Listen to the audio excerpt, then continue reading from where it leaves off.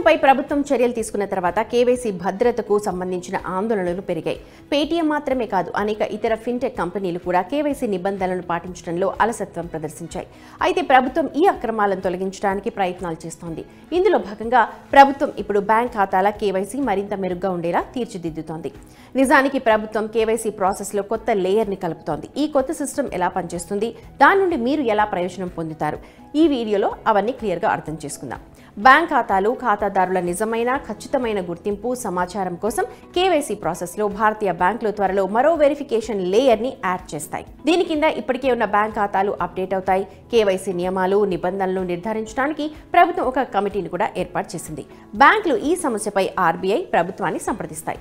ఒకే phone నెంబర్పై వివిధ bank ఖాతాలను తెరవడంపై విచారణ జరుగుతోంది. కొత్త వెరిఫికేషన్ లేయర్ను యాడ్ చేయడం గురించిన చర్చ జరుగుతోంది. ఎందుకంటే ఒకే మొబైల్ నెంబర్తో తెరిచిన వివిధ బ్యాంక్ ఖాతాలు పెద్ద సంఖ్యలో బయటపడ్డాయి. ఇంతకు ముందు సిమ్ కార్డుల విషయంలోనూ ఇంతే. ఒకే ఐడిపై వివిధ సిమ్ కార్డులు తీసుకునేవారు. ఈ అక్రమాలను నిరోధించడానికి multi level secondary identification framework ని అమల్లోకి తీసుకొచ్చారు. దీని ద్వారా ఒక వ్యక్తికి ఒకే పేరుతో ఉన్న వివిధ బ్యాంక్ ఖాతాలు, అలాగే వీటి కోసం తన మొబైల్ నంబర్ను ఎక్కడెక్కడ ఉపయోగించాలో ఆ సమాచారం కూడా తెలుస్తుంది. పాన్ కార్డ్ ని కూడా ప్రాథమికంగా ఇందులో ఉపయోగించవచ్చు. మొబైల్ నంబర్ని బట్టి పాన్ కార్డ్ మారచ్చు. కాబట్టి బ్యాంకులు దీనికి సంబంధించి డీటెయిల్ రూల్స్ ని జారీ చేస్తాయి.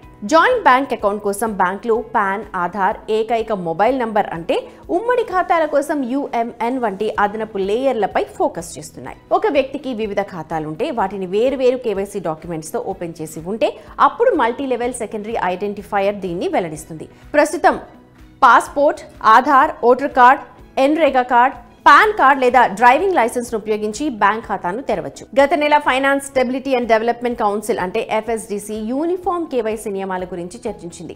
మొత్తం ఆర్థిక రంగంలోనే కేవైసీ రికార్డులను ఏకకాలంలో ఉపయోగించడం కేవైసీ ప్రాసెస్ ను, దాని డిజిటలైజేషన్ ను ఈజీ చేస్తుందని చెప్పింది. ఫిన్టెక్ కంపెనీల కేవైసీ నిబంధనలలో అలసత్వం గురించి బ్యాంకులు ఆందోళన చెందుతున్నాయి. ఇప్పటికే దీనిపై తమ ఆందోళనను ఆర్బీఐకి తెలిపాయి. ఈ కారణాల వల్ల ఇప్పుడు ప్రభుత్వం ఆర్బీఐ ఈ చర్యలు తీసుకుంటుంది. కేవైసీ ప్రమాణాలను మెరుగుపరచడం బ్యాంకులకు ఆందోళన తగ్గించడమే కాకుండా నిజానికి మీకు కూడా మంచి చేస్తుంది. ఇది మీ కేవైసీ పత్రాన్ని దుర్వినియోగమయ్యే ప్రమాదాన్ని తగ్గిస్తుంది. పేటీఎంకి వ్యతిరేకంగా ఆర్బీఐ దర్యాప్తులో ఇటువంటి కేసులు వెలుగు చూశాయి. ఇందులో 100 కంటే ఎక్కువగా, కొన్ని సందర్భాల్లో 1000 కంటే ఎక్కువ మంది కస్టమర్లు ఒక కస్టమర్ పాన్తో లింక్ అయి ఉన్నారు. ఇప్పుడు వారిపై విచారణ జరుగుతోంది. ఇటువంటి పరిస్థితిలో మీరు మీ బ్యాంక్, ఇతర ఆర్థిక సంబంధిత ఖాతాలలో కేవైసీ విషయంలో ఎలాంటి పొరపాట్లు జరగకుండా చూడాలి. మీరు ఇప్పటికే ఏదైనా కేవైసీ విషయంలో తప్పు చేసి ఉంటే దాన్ని సరిదిద్దుకోండి. విచారణలో తప్పుంది అని తేలితే మీరు జరిమానా చెల్లించాల్సి ఉంటుంది.